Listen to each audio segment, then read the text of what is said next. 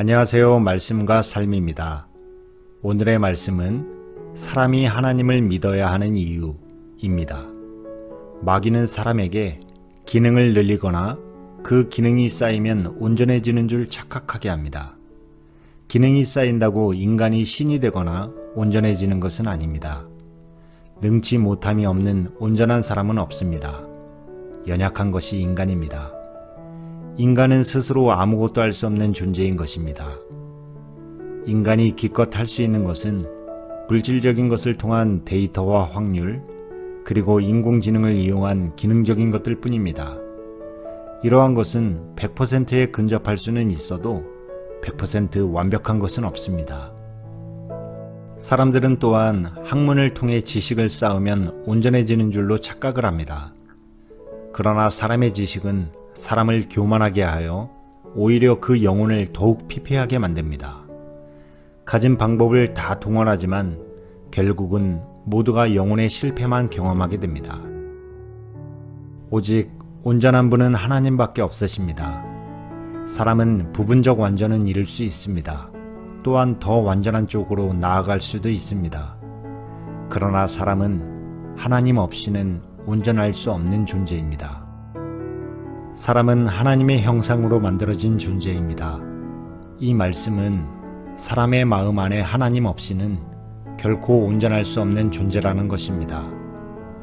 불완전한 인간은 전능하신 창조주의 하나님을 의지하지 않고는 온전할 수 없는 자들입니다. 인간 스스로 연약한 존재임을 인정할 때에 하나님은 그를 붙들어 주시는 것입니다. 그러므로 스스로 연약함을 인정하고 창조주이신 하나님께 나아가 하나님의 도우심을 받아야 합니다. 이것을 믿음이라고 합니다. 그러므로 믿음으로 산다고 하는 것은 하나님의 도움이 없이는 온전할 수가 없음을 인정하는 것이며 하나님을 신뢰하는 것입니다. 하나님을 믿으려면 먼저 자신이 죄인임을 고백해야 합니다. 죄가 있으면 하나님은 도우시지 않으십니다. 죄가 있다고 하는 것은 마귀의 종이라고 하는 것입니다. 하나님은 하나님과 원수인 마귀를 도우시지 않습니다. 그러므로 하나님의 도우심을 받기 위해서는 반드시 회개의 역사가 있어야 합니다. 하나님의 도움을 바라고 기도해야 합니다. 도움을 받을 자가 마음만 갖고 구하지 않으면 하나님의 도우심을 받을 수가 없는 것입니다. 첫 번째, 사람은 하나님의 형상대로 만들어졌기에 죄로 인하여 하나님의 형상을 잃어버린 인간은 하나님을 마음에 모셔드릴 때 하나님의 형상이 회복되어 온전해질 수 있습니다. 인간이 하나님 없이 살 수 없는 이유가 바로 여기에 있는 것입니다. 아담의 범죄 아래 영이 죽은 사람들은 인간을 두 생명으로 만드신 것을 모르고 있습니다. 사람의 배는 음식이 어느 정도 들어가면 배가 불러 더 먹을 수가 없습니다. 그러나 사람의 마음은 하나님을 담을 만큼 커서 세상 물질이나 그 무엇을 담아도 만족할 수 없는 것입니다. 육신의 그릇은 어느 정도 먹으면 더 채울 수가 없고 어느 정도 시간이 지나면 다시 배가 고픈 것처럼 육신의 소욕으로 얻어진 모든 것은 또다시 배고픔을 느끼듯 만족함이 없는 것입니다. 그러므로 인간은 영혼의 만족이 될 때에야 참 만족을 느낄 수 있는 것입니다.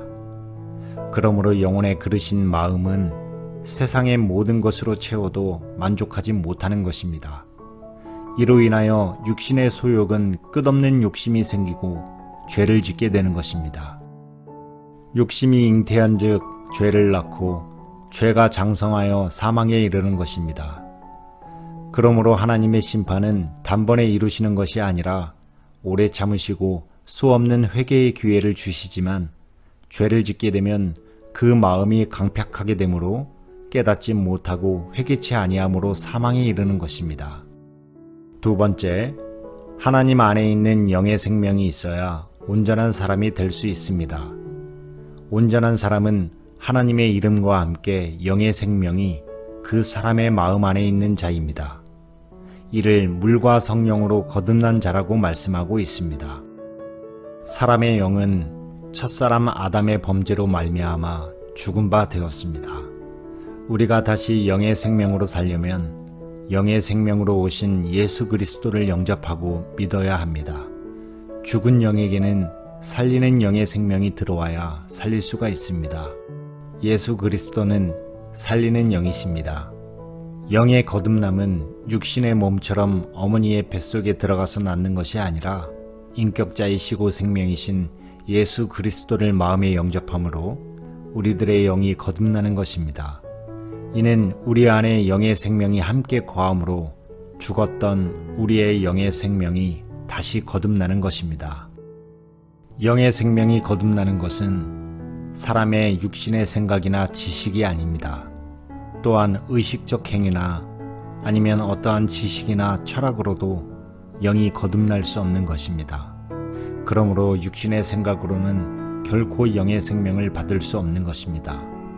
이렇게 하여 영의 생명이 거듭난 자가 온전한 사람으로 변화하여 그리스도의 장성한 분량에까지 자라나야 온전한 자가 될 수 있는 것입니다.